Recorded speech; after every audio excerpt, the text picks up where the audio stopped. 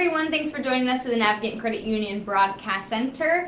Providence Improv Guild is turning 5 years old, so happy birthday! Thank you so much. So Melissa Bowler is here, Executive Director of Providence Improv Guild, affectionately nicknamed Pig, Yes, right? that's right, yep. So that's always fun. Mm-hmm. So congratulations, you're making it to 5 years, so you're going to celebrate, right? We are. We're going to have a big party this Saturday.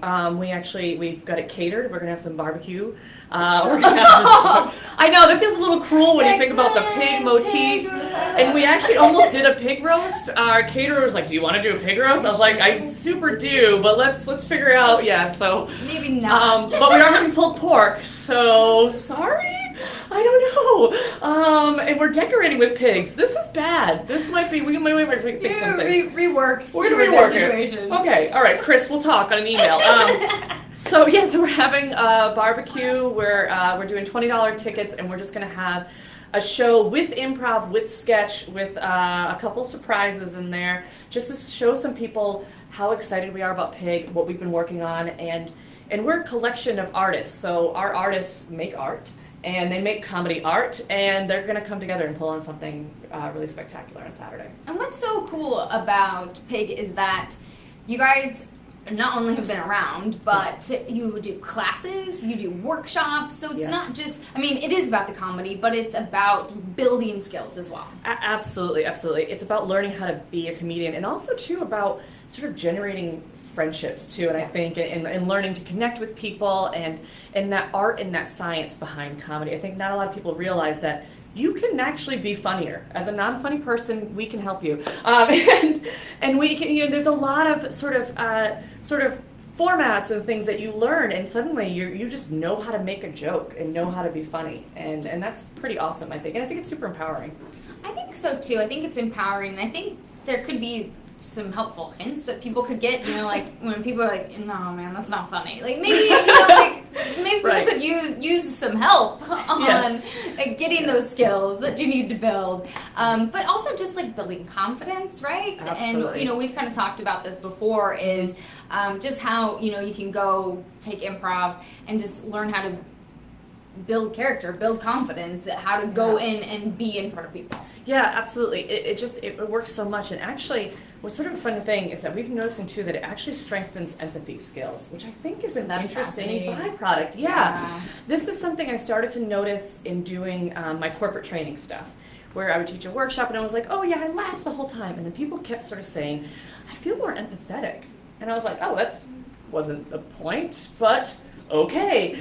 And, as it happened more and more, I actually took it to my other job. I also work at a hospital, too, and it's a day job. Because actors make a lot of money, so you never have to get a supplemental income. Especially comedians. So I took it to my other job, and I was saying, yeah, this seems like develops empathy. And they're like, oh, let's try it here.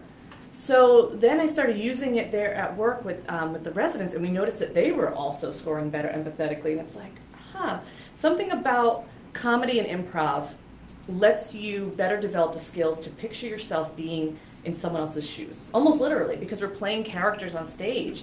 And so I think then, because you're practicing being someone else, when it comes to that moment when you really need empathy, you do a better job of putting yourself in their position, because now you have the skills of which to do that, how to leave yourself off stage, go on stage and embody these characters in a way that it seems to really make people feel more compassion for each other, which has been amazing. That's really interesting. That's really, really interesting. So we're still studying it. We're actually conducting a research experiment on it, too. Cool.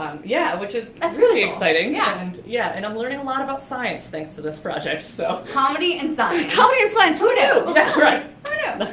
I also think just the fact that can't a lot of people be empathetic when there's a comedian, whether you're doing improv or stand-up or something, like, ooh, maybe they're not doing the best they can, they're bombing, or like, right? Like, I think that you does. kind of feel empathetic for someone. Like, I'll say our improv audiences, they tend to be the kindest audiences, and they really do root for you. And I think there's something to say that, because you're so vulnerable on stage, that you're just like, this is me, I'm trying so hard. And joke telling makes you feel sort of scared. And it's scary to tell jokes, and you're putting yourself out there. Yeah, absolutely. And I think doing that and practicing that, you actually get better at it.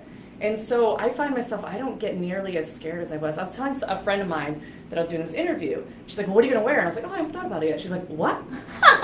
Why? Aren't you? It's going to be live. Aren't people? And I was like, oh yeah, I guess I just get used to this. Yeah. That because when you're asked to perform so much, you're like, oh yeah, I could be on this thing. That's fine. You know? I don't know. I don't want to be like, it's in a storefront. It's fine. Look at this. There's like some crane coming in. Trains going by. Cranes, eclipses going. Eclipses. People, nerds with glasses. It's people unreal. out on the corner wearing glasses. Oh, that was just me a minute ago. Yeah, it was That's me fine. too. I actually walked up. Yeah. Did you go out and I did go out. Yeah. I was like, well, I was trying to be too cool for it, if I'm honest. I was like, I don't need to look. And I left work and I was like, look at all these people looking at I texted my friends, no, I'm too cool for this. And then I get in, she's like, we have the glasses. I was like, beeline out the door. I gotta look. Yeah, and I did. It looks like the moon. But it was cool. Through the glasses. Yeah, you have to look. You have to. Right? Yeah. Yeah, I was Through glad I glasses. did. Yeah. Yeah. You can't miss out. Okay, so back on track. So being more empathetic and just kind of putting yourself out there, I think that's really neat. And Providence Improv Guild helps people kind of get to that point. And I think that's really neat that you're working to do that. And it's been 5 years, so why not celebrate about it? Yes. So having this big party, which I think is pretty cool. So talk to me a little bit about what it's been like over the course of 5 years. You guys have grown. It's grown probably too fast, if I'm honest. We sort of started out as just this like small, tight friendship circle of artists who were like, let's try to do this thing together. Maybe it will catch on. And then it caught on so fast, and we sort of the last 5 years have been a lot of backtracking of like, oh, now we need to figure out how to make staff happen and how to pay people and how to get work done and how to make sure all the emails get answered. Because there was a time where we got an email maybe once a month. Yeah. And that's not the rate anymore. So having someone daily dedicated to just answering the emails is a position. And so building out like that, and now that we're officially a nonprofit, it's also helpful because then we can get bigger monies to actually do things like have a full-time position maybe one day at Pig, and I'm available. And so, hopefully build it more from there and, grow a staff and get people sort of that on-the-job training, because producing a show, you get so much aspects of work ethic, because everything has to be on time, under budget. You have to work with a variety of personalities. I don't know how to phrase it more kindly. And it gives you that sort of training of you have to work with people, get their ideas to mesh together. And I think that there's something pretty unique about a theater that does that, because your final product is on stage. It's in front of everybody. It's not in a report that just goes to one person and they send you feedback. It's on stage, and if it doesn't go well, that's it. Well, hopefully they'll come back for another Right. So they don't. They don't. They don't. Yeah. So it's sort of a little more high stakes, and I think with working with artists and comedians and improvisers, you get a whole gamut of personalities in there, and it's taught me so much about patience and using people's resources wisely. The people who are so passionate, they tend to put passion into their work, and sometimes they're loose cannons, but sometimes you get great work out of them. And and trying to harness that stuff to the best of our ability and to make something bigger than we all are. I like that, and I think that's true with anything that people really care about, but it can go either direction. Something else that you're also working on there is this project called Why Improv. Tell me a little bit about that. Yeah, we're asking folks to go on their own social media, make a little video about why they do improv and why improv as opposed to another art or another comedy. And the answers that we've gotten already, if you search the hashtag, have been kind of so heartfelt and touching, because I didn't realize how many people are here because this is the first thing they felt passionate about in a long time, or this is where their friends are, or this is where they feel like they have a family here. And that's sort of amazing. That is pretty neat to me. And I just, and it just sort of was an initiative that I was like, it means so much to me. I wonder if it means stuff to anybody else. So I pitched to some people. They're like, yeah, okay, let's do this. And we're sort of trying to get more people to submit videos, and then we're going to gather some and show them live at the Fifth. Oh, we got cool. a projector, so it's big time there. Okay. Yeah, now that you have a projector, that means like you're legit. Like that's a big step. That means you need It was donated to us, but it's still like that's like you need electricity. You need like a tech squad to be oh able my to god, come a whole and fix it out. extension cord. We have to hook it up to a speaker and a laptop. There's an HDMI cable. It's like, it's an intense setup. I was the AV specialist in like 5th grade. So could you come and lend us a hand? I mean, this is back when you had like the big reels of film, you know, and I had to go like check it out from the library. I feel like it still applies, and if you know how to work one of those carts, we could probably get you a gig. Do you remember the red balloon? Red balloon? Do you remember that? No, I don't remember the red. Like, has it 99 loft balloons? No, that's. No, it was like a silent film, and it was on the big projector reel. Do you remember? You look like you're my age. Are you 100? What are you talking about? Do you guys remember what I'm talking about? No one. Big film projectors. Yeah. Okay. I do remember the big film projectors. Yeah. I do not remember the red balloon. I cannot help you with your project. I probably can, but I don't think. You need real assistance. Yeah, we're gonna. We have a projector. We do have a projector, which is awesome. We're gonna set up the dinner tables and everything, and yeah, family style dead pig. I guess there could have been a better way of phrasing that. It's gonna be awesome, and I love the fact that you're nonprofit, and the fact that you guys hold workshops and you have performances, and the opportunity. Mm-hmm. I mean, I know you said that you grew too fast, but the opportunity to continue expanding. The opportunities are endless. Yes, yeah, absolutely. It feels like improv starting to be a thing that more people have heard of. I mean, just even 5 years ago, people were like, "Oh, that's fun stand-up, right?" And I'm like, "Oh no, not really." And I feel like now it's right, and it's so much more mainstream now, and that's been so amazing. And and then one day my parents are gonna come to a show. I think they might be watching. Hopefully, maybe, I don't know. It's legit. It's legit. It's legit. I'm on a live. I picked out this outfit. It's from Ocean State Job Lot. Perfect. It's true. This dress was like $10. It's fine. Ocean State, Come on. So the bargain. The bargains. Bargains. Okay, so you guys are on the South Side, Providence, South Side Cultural Center. Yeah. Tickets are $20, and it should be really fun. Mm-hmm. So come on down August 26th, and it's going to be a good time, right? Yeah, absolutely.